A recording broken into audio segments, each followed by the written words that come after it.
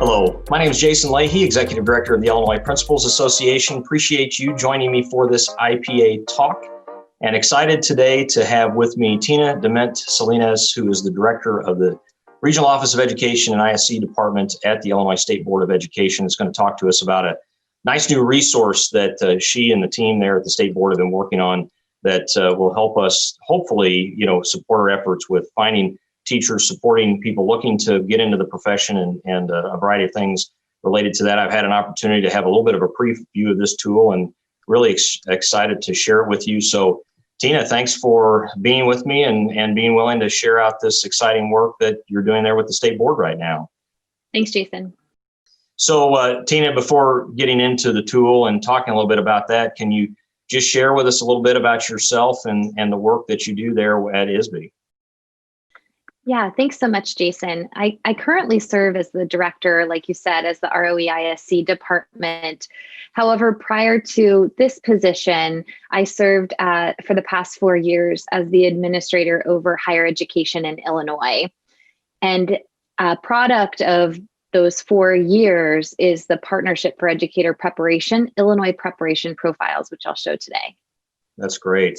Well, it's some really exciting work, Tina, and you guys have done a really nice job putting this tool together. And so what I'd like to do is just go ahead and have you share your screen with us, and as we're recording this, and have you demo the site and just give a bit of a preview here of what school leaders will see when they go look at the site, and maybe what information they'll be able to have for themselves, and maybe even what we would be able to share out with prospective educators. I mean, I think as I look through this was great where we as school leaders could be even talking with prospective teachers, students, kids in our high schools, maybe even before, and have conversations with them about where they might want to consider going on for their education, to become an educator. So if you wouldn't mind, go ahead and share your screen and we'll get started.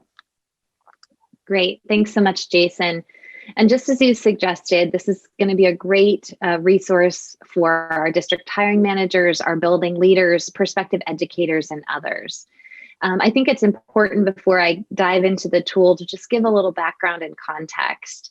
In 2015, the agency sought to align our administrative rules, Part 25 specifically, to the requirements and standards institutions needed to meet to be accredited.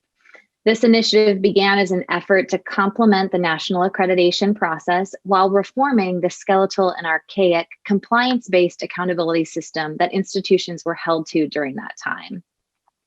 The Joyce Foundation committed $1 million to support the development of this work, and it was these funds that allowed the agency to embark on a significant effort to advance the work of ed prep in the state by strengthening data collection, sharing, and reporting. So the system that you see today is a product of our Partnership for Educator Preparation initiative. This initiative was led by a group of steering committee members that were made up of district hiring managers, higher ed principals, educators, prospective candidates, and even candidates in preparation programs. The Partnership for Educator Preparation Committee developed a set of recommendations around the domains that make up our accountability system, which you'll see today. And part of those recommendations were to create a tool that the public could easily navigate and easily understand where an institution landed based on their performance across 11 different indicators. So the homepage that you see targets audiences like district hiring managers and building leaders by clicking I want to recruit and hire teachers, and our prospective educators by clicking I want to train to be a teacher. Also, the tool allows individuals to simply search a specific program. Additionally, on this page is a video that I think your membership may be able to send out to building leaders and others that will provide some background and context for this work. So we'll dive in, Jason. Great. We'll go in as a district hiring manager. On this page, there are a variety of different filters that will take you to programs across the state organized by institution and program. This is a repository of all of our programs in the state and how they're performing across this accountability system. So we're going to look at Illinois State's elementary education program.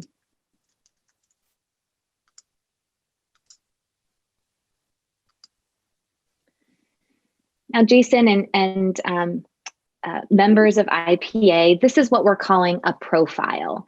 Every educator preparation program across the state will have this type of profile. It has an about section, a performance section, and a scorecard. The about section just provides the readers some narrative information related to their program, what makes them special, what makes up their student teaching clinical experiences, and then some details about the program, how large it is, and so forth. What I think is of particular interest is the data snapshots below. This provides a lens into the demographics of the program, along with the trends for the past 5-year trend in size. We can look at the makeup by gender, race, ethnicity, and socioeconomic and first-generation college student status. Additionally, at the bottom tile, it shows the number of people that were enrolled by year as compared to those that completed in a given year.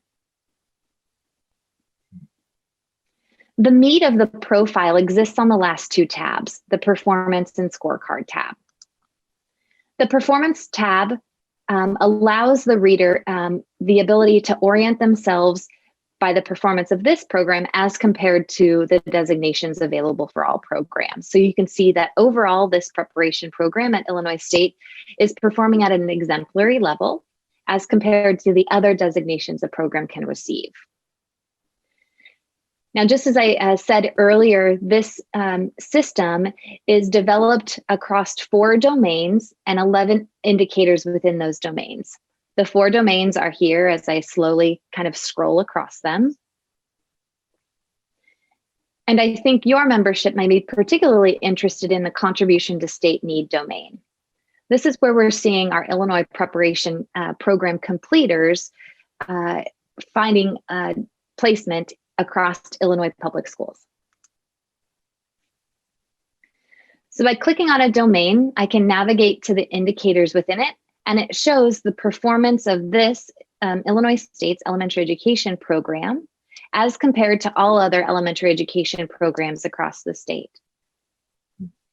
We can see the performance of this program in both placement and persistence, which are the indicators underneath this domain, which are related to the placement or the ability for completers to find jobs within the first and second year after they graduate, as compared to the persistence, which looks at our Illinois completers, or what we would consider new teachers, continuing to teach in an Illinois public school for 3 or more years. Now, Tina, with that, just as a quick question, does that matter if I guess that would be, or take into account wherever that individual was teaching, right? So if they had 3 years in one school or 3 years over multiple schools, it's just everything combined, correct? Yes, correct. Okay. And at the bottom, Jason, you'll see a tile that's reflective of how this program compares to all other elementary education programs in the state. I think this is maybe of particular interest to our prospective candidates that could be looking at how this program is faring at the ability for their completers to find jobs here in Illinois public schools. So I'm going to scroll up to the top. And finally, of this profile, the last tab is the scorecard tab. The scorecard tab is a little bit of a super users tab insofar as it has a lot of data and calculations associated with it. For those that may be thinking, how did a program earn this designation? There's a visual at the top that orients how we would read these bars, and we really want to see programs scoring within the dark gray area or above. And I'm going to scroll slowly, Jason, to make sure that there's no lag. We can see that programs are given a score at the domain level, which I've highlighted, as well as an overall level, which I'll scroll to at the bottom. Each of the columns provides a little bit more granular data as we go across. leaving us with the amount of points a program scored based on their performance within the threshold, which is identified as the minimum standard on the left dark gray area and the state target on the right dark gray area. We can see that that trends across this full scorecard. And then at the bottom, we can see the overall performance of this preparation program and the points that it's earned, again, at an exemplary level.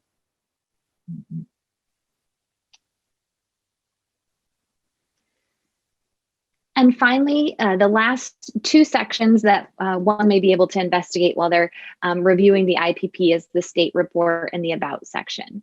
The state report has similar information organized in a profile. So we have our about, performance, and scorecard. And additionally, it will show us the demographics of all of our preparation programs. This is inclusive of our smaller programs like French or Latin, and our much bigger programs like elementary education. Provides a lens into roughly about the number of individuals that enroll versus complete, and it trends right around 5,000 every year, as well as the demographics within our educator prep programs right now.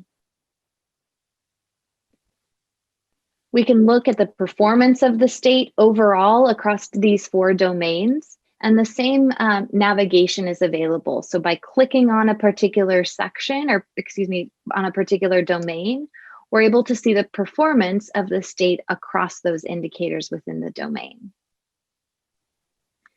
And finally, we can see how overall as a state we're doing on this domain, where we have a certain percentage of programs that are performing at an exemplary level as compared to those that maybe are performing at a needs improvement level.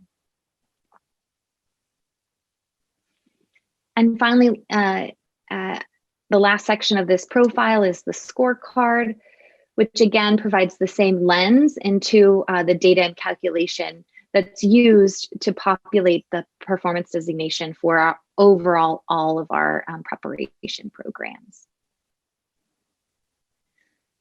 The last section is the about section.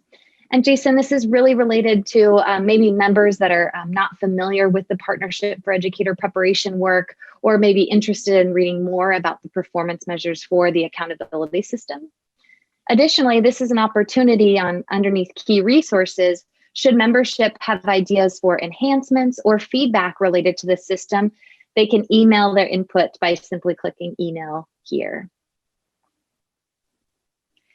The one thing before I end, because I think this is particularly related to your membership, and many of them may have participated in some of this work earlier in the year, but phase 1 of this work is related to teacher preparation, which got us to where we are today.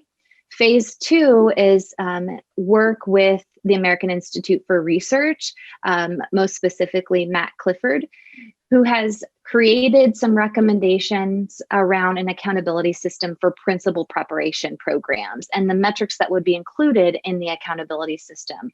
So that's what we're working towards after this December 1st launch. So just to clarify then with that last comment, this will be available then publicly on December 1st and thereafter then? Yes, yeah, exactly. This website, you're kind of getting a behind the curtain view of the website now, but we'll go live on our ISB website December 1st. Yeah, and I'll just say from a immediate application, speaking from my experience as a former high school principal and remembering when I had a situation where a vocational teacher of mine on his run, middle of July, stopped by my house and dropped off his resignation letter and said, I'm done. I'm going to do something else besides be a teacher. And so here you go. And I was like, at that time, there's such lack of information of just knowing how I could quickly find where I could even start to investigate where vocational teachers might exist. And, rather than having this type of information where I could actually put in a search field to know which institutions had those kinds of programs where they were producing graduates, right? It was just a rough shot, and you put out the job posting and find out what it is that you might get. I mean, this helps, I think, for school leaders be much more proactive when it comes to recruitment, which right now is absolutely essential, because if you don't recruit and be active in looking to attract people into these positions, just there's not enough people right now to even know to go around, right? So in certain areas. So I think this is going to be extremely helpful for that.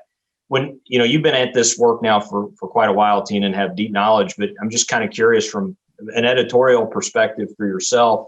When you're looking at this, what's most interesting to you as you're looking at this data right now? And maybe that's not a fair question, but I'm just kind of curious about, when you look at this on a day-to-day basis, what do you look at and think, boy, that's really useful, or just really interesting when thinking about how we look at our higher ed institutions, the teachers that are being trained, and so on and so forth. Yeah, Jason, I think, the role that I have at the state agency allows me to connect pieces. It connects the dots on the work that the agency is doing. Most notably, and your membership may be aware of this, but recently the agency has partnered with the New Teacher Project, which is going to help support institutions in developing recruitment and retention plans of a diverse cohort of candidates. And I think that's important, because when we look at the performance of the state across all programs, when we're not just looking at some of our bigger programs, but we look at the performance and the demographics of what our preparation programs are now, we know that we're not hitting the mark. And we obviously know that when we look just at our teacher workforce right now, right?